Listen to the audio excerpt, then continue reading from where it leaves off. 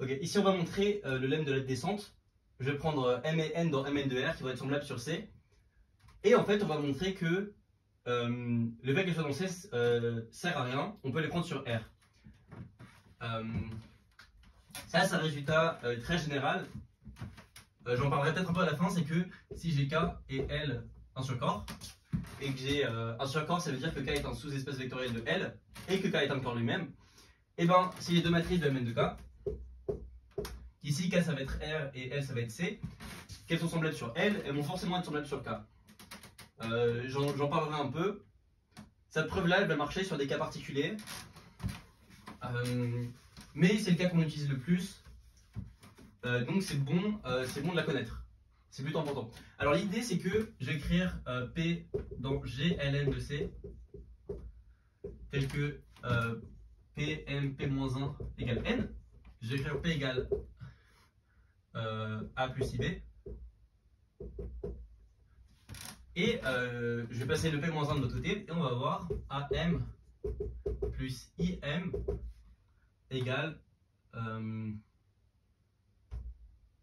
plus IBM égale NA plus INB. Ok, là on peut identifier. On a AM égale NA parce que c'est des matrices à coefficients dans R. Donc pour chaque coefficient, on peut regarder ce qui se passe. Ça va être partie réelle, partie imaginaire du coefficient de cette matrice AM plus IBM. Et donc on identifie la partie réelle de l'autre côté et on en tire facilement cette égalité.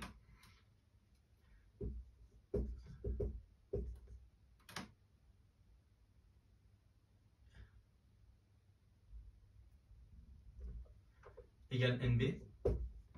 Et en particulier, pour tout T dans R, pour tout T dans R, on a A plus TB, M égale N, A plus TB. Là, ce qu'on aimerait bien faire, c'est inverser par A plus TB et prendre A plus TB pour la matrice de similitude. Il y a un petit problème, c'est que ça, c'est pas forcément inversible, A plus TB, mais on va voir que si, que ça va être inversible sur assez de points. On regarde la fonction qui AT associe ça. En fait, ce qui va se passer, c'est que le déterminant, vu avec la formule des signatures, ça va être un polynôme en les coefficients de A plus TB.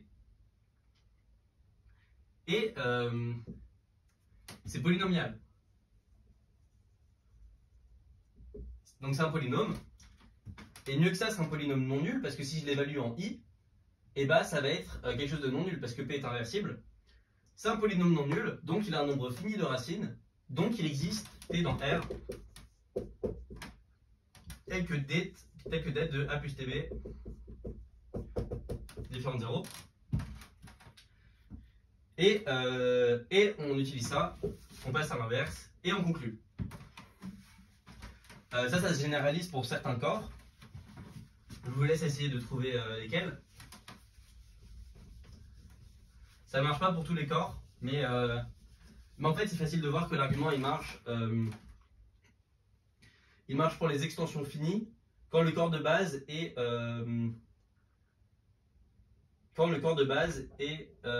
infini, parce qu'on a le même argument, un polynôme non nul il s'annule que sur un nombre fini de points, et on a quelque chose qui a marché. Ok, maintenant pour traiter le cas général, il va falloir sortir d'autres outils, il va falloir sortir de la réduction, et le résultat principal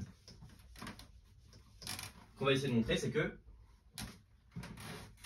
M et N, donc là on va passer sur un corps général. On va prendre L, une extension de K,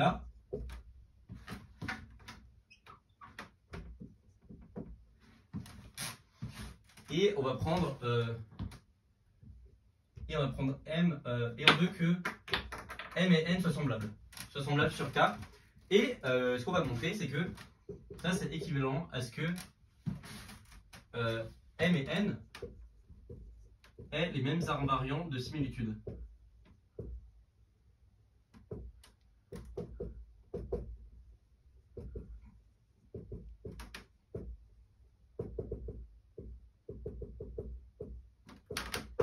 Ok. En fait, ce qui se passe, c'est que si j'ai une matrice dans la domaine de K quelconque, et ben la matrice elle va être semblable à des matrices compagnons qu'on va mettre les unes à la suite des autres. On va faire C pi 1, C pi 2, C pi R. Et on peut aussi montrer que si j'ai deux matrices qui sont équivalentes, on va avoir les mêmes pi. On a aussi PR qui va diviser pi R-1.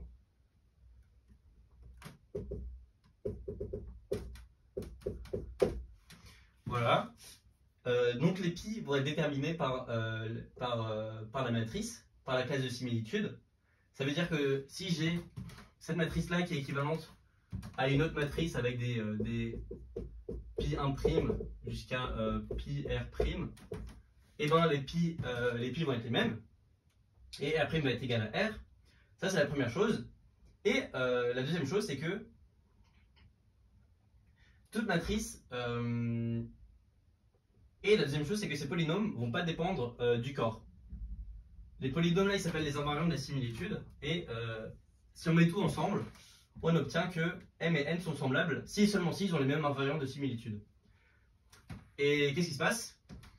Bah, M et N, ils vont avoir les mêmes invariants sur C, enfin sur le surcorps L, donc ils vont avoir les mêmes invariants sur K, et donc ils vont être semblables sur K.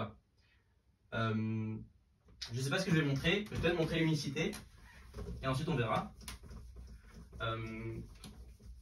Alors, déjà, qu'est-ce que c'est qu'une matrice compagnon? Si j'ai un polynôme P de degré R, je vais l'écrire unitaire, on va dire. Je vais écrire x puissance R moins somme à K x puissance K.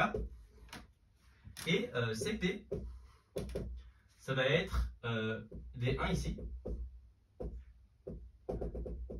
Et là, on va avoir moins A0 et moins A R moins 1. Ça, c'est la matrice CP. Il y a deux choses qu'on peut vérifier. Son polynôme caractéristique, ça va être P. Et petit 2, ce qui est plus dur, c'est que son polynôme caractéristique, ça va être P. Alors, comment on fait ça? Je vais un peu le laisser comme exercice, mais je vais donner une indication. Si on veut calculer le déterminant,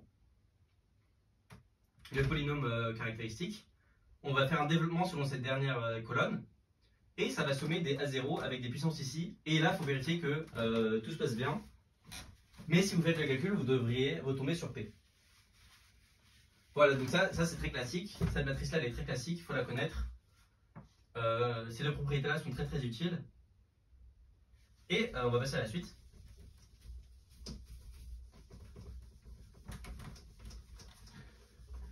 Donc, on veut montrer l'unicité. On veut montrer que pi1' égale pi1 et que cpr égale cpr'. Je rappelle qu'on a pr' divise pi1' et qu'on a pr divise pi1. Ok. Alors, la première chose à montrer, c'est qu'on va voir pi1 égale pi1'. Et bien, comment on fait ça? Je vous laisse chercher un petit peu. Mais souvenez-vous de l'idée du polynôme minimal. Et ben on va utiliser le fait que deux matrices semblables ont le même polynôme minimal. Sauf que le polynôme de Cpi1, Cpr, sauf que si je prends un polynôme et que j'évalue cette matrice, ça va faire une matrice de polynôme ici.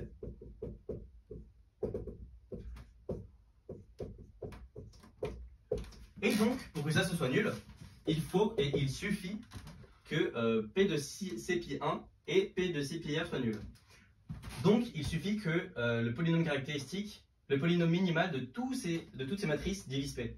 Sauf que le polynôme minimal, on le connaît, c'est pi pour I la matrice C pi I. Le polynôme minimal, ça va être pi I. Et donc, ça équivaut à pi1 divise P. Très bien. Ça veut dire que le polynôme minimal de cette matrice c'est pi1. Donc, le polynôme minimal de cette matrice c'est pi 1'. Enfin, en tout cas, oui c'est ça. Et donc pi 1', en faisant le raisonnement inverse, on a pi 1' égale pi 1.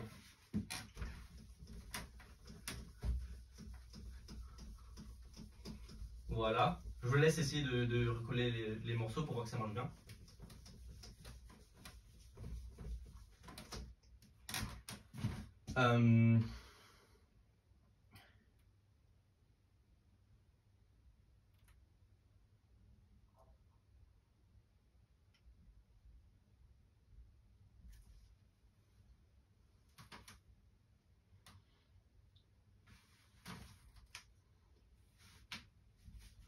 Ok.